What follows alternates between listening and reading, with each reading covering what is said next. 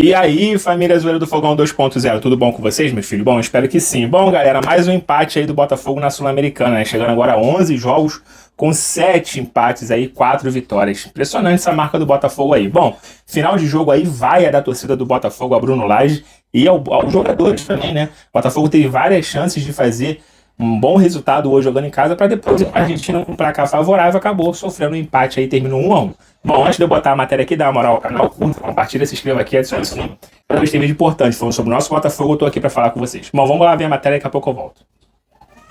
Volta com o Sport Center, já estamos mostrando os melhores momentos para vocês. Empate lá no Newton Santos, fãs de esportes entre Botafogo e Defensa e Justiça. Os torcedores não ficaram felizes, inclusive no finalzinho da partida, aquele misto de aplausos e vaias dos 25 mil torcedores que estavam lá no Newton Santos. Inclusive algumas pessoas chamando o Bruno Lage de burro ali no final. Eu acho um exagero. Inclusive já pergunto a você, Gustavo Zupac, dou boa noite para você, dou boa noite também para o Donan, que está aqui ao meu lado. Se não foi aquele empate que não traduz o que foi a partida, o Botafogo merecia ter saído com a vitória? Tudo bem, Marcela? Boa noite, boa noite, Donan, boa noite ao fã de esportes. Assim, foi um erro da defesa e um empate com justiça, né? Porque foi um jogo. Ele estava pensando isso lá no camarim. Eu vim trabalhando, eu vim elaborando muito tempo de jornalismo. Foi muito bem, tá? Obrigado por elaborar essa grande frase. Porque assim, o jogo foi muito aberto, foi um jogo interessante nesse sentido.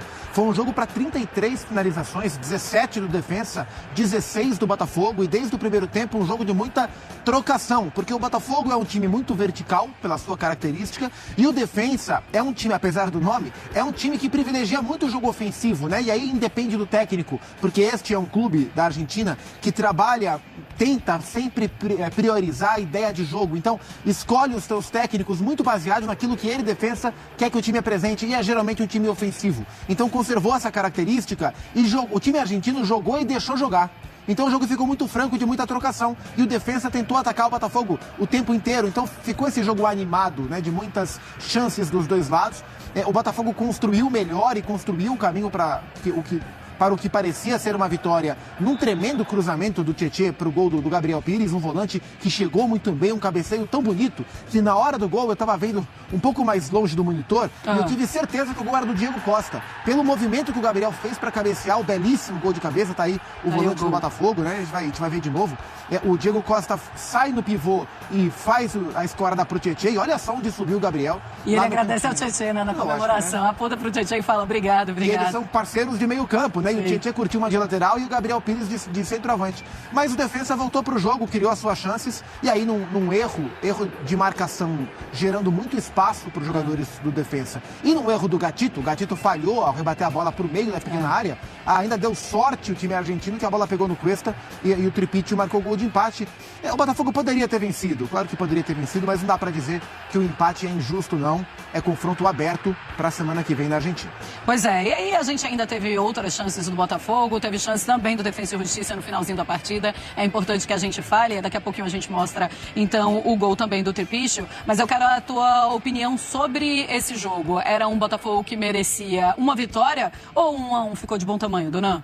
Muito boa noite, Marcela, Zupac, fã de esporte. Olha aí, quase, hein? Quase aí, né? Foi um jogo muito aberto, como falou o Zupac, né? Acho que no primeiro tempo o Botafogo com controle maior, foi superior dentro da primeira etapa. Acho que estava mais concentrado no momento que perdia a bola para pressionar, né? Criou boas oportunidades. O torcedor do Botafogo, ele fica chateado com... né? Porque pensa que perdeu a chance de construir uma vantagem, né? Você pode ter essa ótica negativa. Pela ótica positiva, é um time alternativo, um time que entrou com 3 titulares e mesmo assim criou diversas oportunidades. Sim. Só que eu acho que no segundo tempo perdeu muito na concentração e o jogo ficou muito na trocação, tanto que os dois goleiros, apesar do Gatito ter ido bem esquisito e ter falhado no gol do Defensa, os dois goleiros foram os melhores da partida. Sim. E trabalharam bastante, né? O Gatito de um lado e o Bolonha do outro. Eu acho que o empate traduziu o que a gente viu no Newton Santos pelo segundo tempo do Defensa, que saiu pro jogo e aí ficou numa trocação. O Botafogo perdeu um pouco do seu controle. Achei que o Bruno Lage poderia ter colocado, né, ou o Diego Hernandes ou o Segovinha. O Botafogo estava com espaço para criar no segundo tempo nessa trocação, mas ele preferiu vir com a força do Júnior Santos, que não entrou bem ali pelo lado direito. Achei que o empate retratou bem o que a gente viu e tá tudo em aberto, assim. E eu entendo. Esse é um problema, estar tudo em aberto, né? Sim, porque o Defensa foi o 6º colocado do Campeonato Argentino, teve a terceira melhor defesa, né, da última Liga Argentina, e é uma equipe que recentemente, né, na época do Hernan Crespo, venceu a Sul-Americana e venceu depois o Abel Ferreira na Recopa. Verdade. Então é um projeto interessante, um projeto que está se acostumando a incomodar em competições continentais, mesmo sofrendo desmanches contínuos, né? É um time organizado. Era um time que não jogava há 2 semanas, era um time que estava descansado, mas a gente olhando por um outro lado, poderia ser um time que também poderia cansar, não estava com aquele ritmo ideal de jogo. Gustavo Zupac, a gente vê então um Botafogo que continua olhando para a Sul-Americana em banho-maria. Vai deixando por ali, a gente vai ver o que é que vai acontecer, tanto que colocou apenas 3 jogadores titulares hoje em campo. Tá certo o Botafogo fazer isso? Estamos nas quartas de final já, verdade? Não, sim, mas o Botafogo tem que botar suas fichas no Campeonato Brasileiro, embora tenha uma vantagem confortável.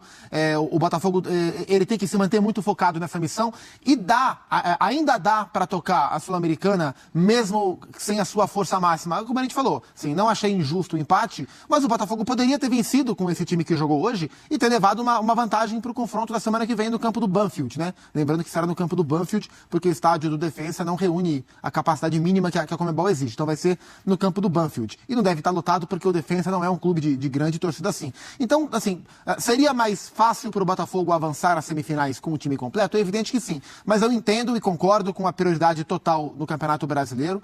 E uma vez resolvida a questão no Campeonato Brasileiro, se assim for o caminho do Botafogo, né, tiver de fato muito perto de ser campeão e uma vantagem confortável, e ainda estiver na Sul-Americana, aí dá para você equilibrar um pouco mais as forças, mas o foco tem que ser campeão brasileiro. Esse é o foco do Botafogo e fazer tudo o que tiver ao alcance dele para isso. E a gente percebe a leve intolerância de parte da torcida com a sequência do Botafogo, né? Porque, assim, existem 2 maneiras de olhar o recorte do Botafogo. A maneira muito otimista o time não perde há 80 dias. 80 dias. Hoje, 18 partidas agora. A última derrota foi do dia 3 de junho. Eu tinha cabelo dia 3 de junho. Contra o Atlético Paranaense. Faz muito tempo. Contra o Atlético Paranaense pelo Campeonato Brasileiro. Mentira, essa parte não é muito verdade. A notícia ruim é que dos últimos 5 jogos foi só uma vitória. Aquela tremenda vitória sobre o Inter, né, no último final de semana. Empatou com o Cruzeiro, empatou com o Guarani, empatou com o São Paulo, né, o jogo do Inter foi há 2 semanas. Empatou com o São Paulo, ganhou do Inter há 2 semanas e hoje empatou com o time misto, é verdade, com o Guarani também, mas com o time titular e com o time misto, o Botafogo começou nos últimos jogos a empatar mais do que vencer. E é isso que talvez gere algum tipo de ansiedade no torcedor, algum tipo de receio de ver a fase virar, mas acho muito cedo para dizer que fase virou. Tem que voltar a vencer, claro, para manter o pique da remada nas 2 competições, mas está líder com sobras no Brasileiro, e embora seja ruim empatar em casa, é perfeitamente possível que o Botafogo vença o jogo fora, ou empate o jogo fora e ganhe nos pênaltis. Tem jogo, está super aberto ainda a vaga na semifinal. Vamos falar então dessa ansiedade do torcedor, vamos chamar assim então, gostei da palavra, ansiedade do torcedor no finalzinho da partida. Olha só a reação então dos torcedores no Newton Santos.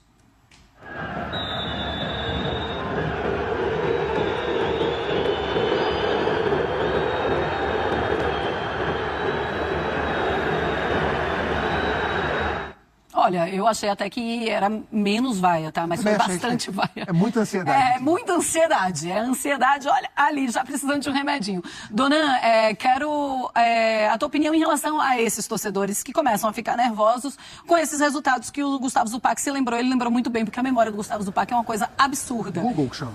Como? Google. Mas você estudou, então. Olha, dá pra aceitar vaias ao Botafogo? Sim, mesmo? né? E não é a primeira vez, tá? Porque a gente já fez um pós-jogo aqui do Botafogo, também na Sul-Americana, e também teve vaia. Eu fiquei, olha, o torcedor adversário tá pensando que é pra eles. Foi na estreia do Bruno Lage.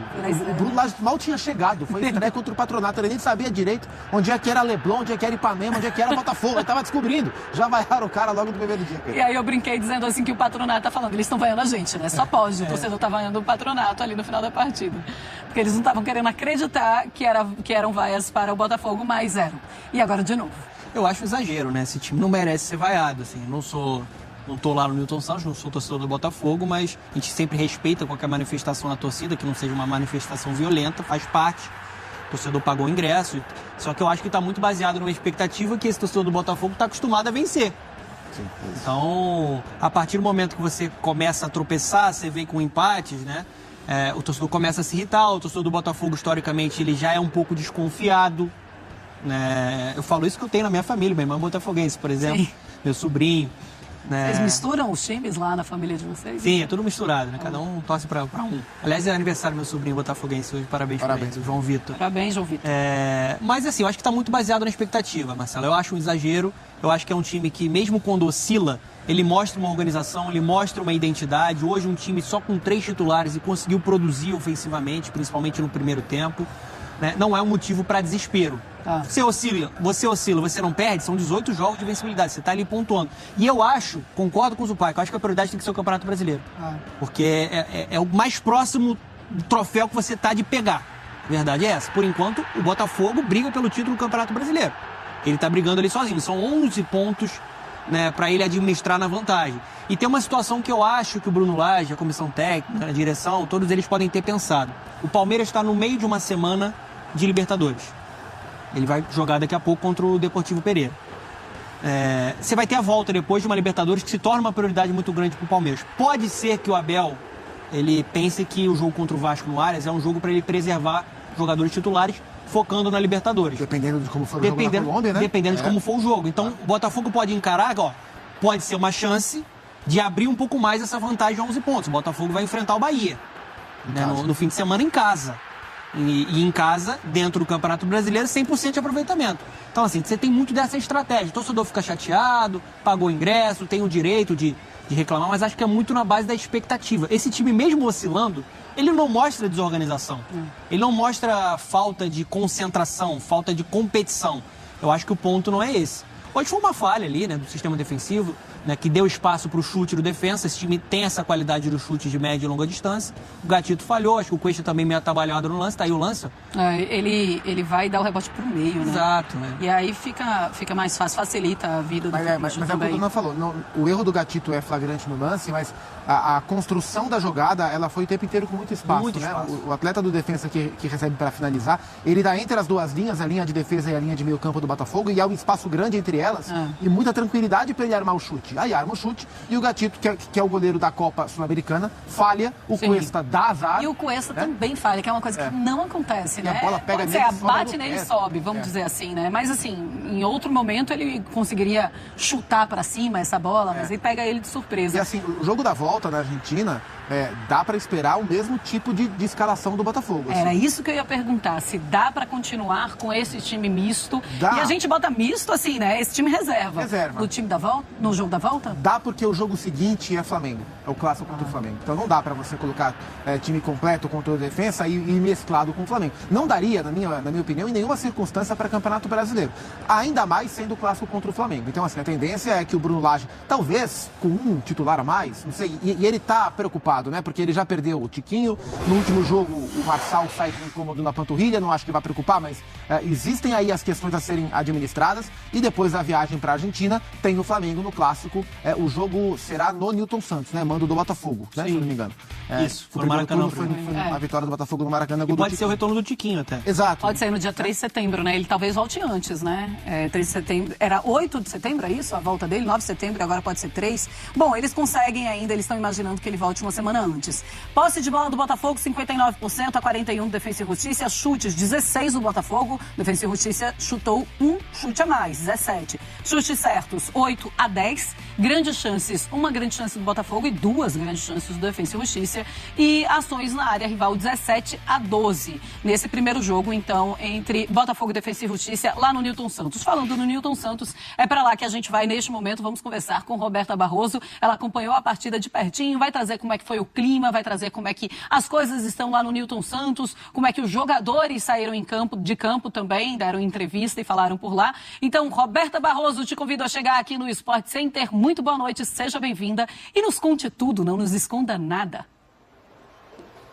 Tudo bem, Marcela? Boa noite para você, para todos os amigos e amigas desse Sport Center, também para o fã de esporte. Os torcedores deixaram rapidamente o Newton Santos depois desse empate por 1-1, porque ficou aquele sentimento de frustração. Isso até quando saiu a escalação. Só para a gente passar, foram 25.255 torcedores hoje aqui no estádio para acompanhar essa partida entre Botafogo e Defensa e Justiça. E quando sai a escalação, então alguns torcedores já ali torcem o nariz, porque viram apenas 3 titulares nessa equipe do Botafogo. Por exemplo, na lateral direita, o de Plácido, ele tá fora do próximo jogo contra o Bahia pelo Campeonato Brasileiro. E mesmo assim, o Bruno Lage colocou o JP Galvão, o de Plácido ficou no banco. E foram apenas 3 titulares, como eu disse, Tietê, Vitor Sá e Vitor Cuesta, começando entre os 11. Então, alguns torcedores já falando, peraí, então o foco é o Campeonato Brasileiro? Esquecemos a Copa Sul-Americana? Bom, o Botafogo acaba marcando, abrindo o placar com Gabriel Pires, um jogador que também foi questionado quando apareceu na escalação, porque ele não jogava há 3 meses. Se recuperou de uma lesão na panturrilha e começou entre os 11. E aí, durante o jogo, também algumas várias para esse jogador, mas ele acaba fazendo gol, cruzamento do Tietê,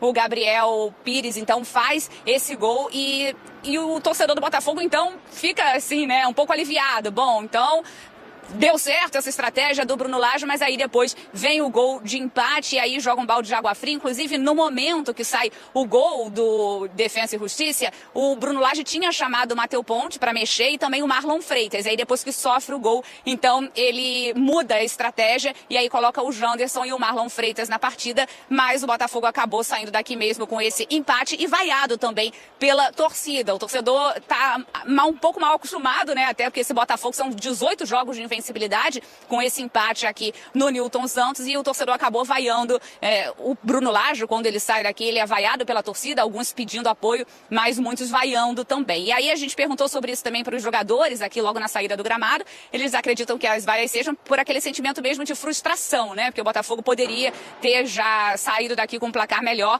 para não precisar do resultado no jogo de volta. Mas os atletas passaram por aqui falando que está em aberto. Até falei, Botafogo está vivo na Copa Sul-Americana. Tietê, que pergunta é essa? Claro, a gente está vivo, está na luta, lutando pelas competições. Então é isso, o Botafogo tem o Campeonato Brasileiro agora no domingo, esse jogo contra o Bahia, e no meio da semana precisa então fazer esse resultado lá na Argentina. E só pra gente fechar, Marcelo, uma cena que chamou bastante atenção ainda no primeiro tempo, aos 43 minutos, o Tietê acabou cometendo falta ali no Soto, jogador do Defensa, ele levou cartão amarelo. Só que o atleta do Defensa ficou sangrando bastante no gramado, uma cena bem forte, e aí o juiz foi chamado ali pelo VAR para analisar o vídeo, e aí ficou aquela pressão dos jogadores em cima ali do juiz para ver se ele iria expulsar o Tietê, mas aí ele volta e mantém o cartão amarelo. Demora até um pouquinho aí para tudo ser resolvido, porque o Souto ficou recebendo atendimento médico ainda dentro do gramado. Mas é isso então, o Botafogo sai com esse empate nesse jogo de ida na Copa Sul-Americana pelas quartas de final da competição. Marcela.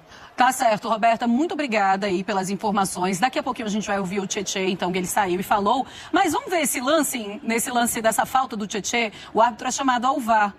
Porque o jogador do Defensa e Justiça, ele fica sangrando demais. Era para cartão vermelho, Zupac e Donan? Não, eu não daria o cartão vermelho, não. Seria, no meu entendimento, um rigor muito grande.